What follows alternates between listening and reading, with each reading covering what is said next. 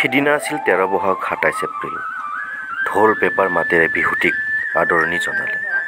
শানপৰা বহাগী উৎসৱৰো এইবাৰ ৰূপালী জয়ন্তী বৰ্ষ। বৰ্ণাঢ্য কাৰ্যসূচীৰে সমৃদ্ধ এই ৰূপালী জয়ন্তীৰ আন এটা কাৰ্যসূচী 25খন বিহু পতাকা উত্তোলন। তাৰপিছতে আৰম্ভ হয় সাংস্কৃতিক শোভাযাত্ৰা। শোভাযাত্ৰা উদ্বোধন কৰিছে আমাৰ সকলোৰে চিনাকি পংকজ লোচন গোস্বামীদেৱে। জ্যেষ্ঠসকলক মই বিহুৰ প্ৰণাম জনালোঁ। কনিষ্ঠ আৰু বন্ধুসকলক বিহুৰ শুভেচ্ছা জ্ঞাপন কৰিলোঁ। আৰু বহাগে আমাৰ মনত প্ৰেৰণা দিয়ক, একতা দিয়ক, ইজনে সিজনৰ প্ৰতি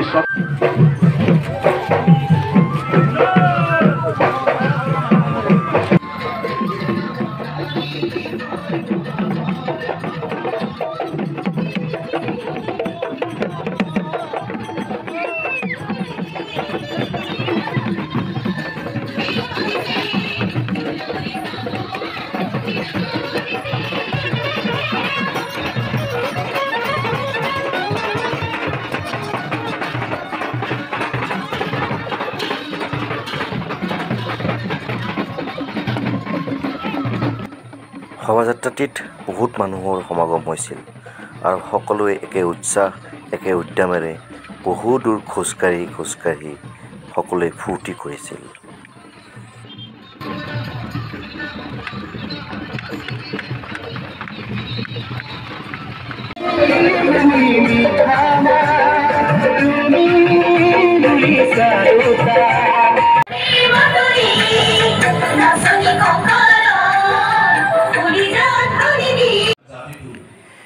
নিশা সাংস্কৃতিক অনুষ্ঠান আৰম্ভ হোৱাৰ প্ৰাক্ষণত উপস্থিত হয় বিধায়ক হেমাংগ ঠাকুৰীয়াদেৱ।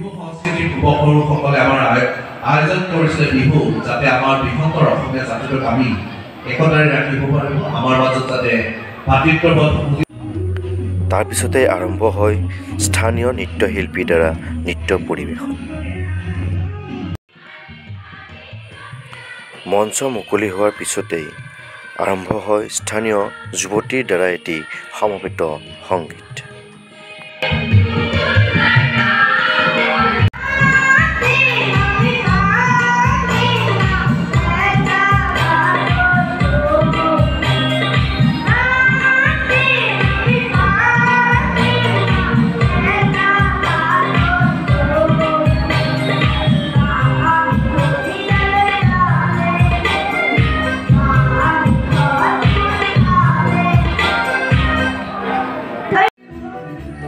শেষত জনপ্ৰিয় কণ্ঠশিল্পী GTV চাৰেগামা ব্যাখ্যাত যুগল কিশোৰৰ সংগীতানুষ্ঠানেৰে উক্ত দিনৰ কাৰ্যসূচী সমাপ্ত কৰা হয়।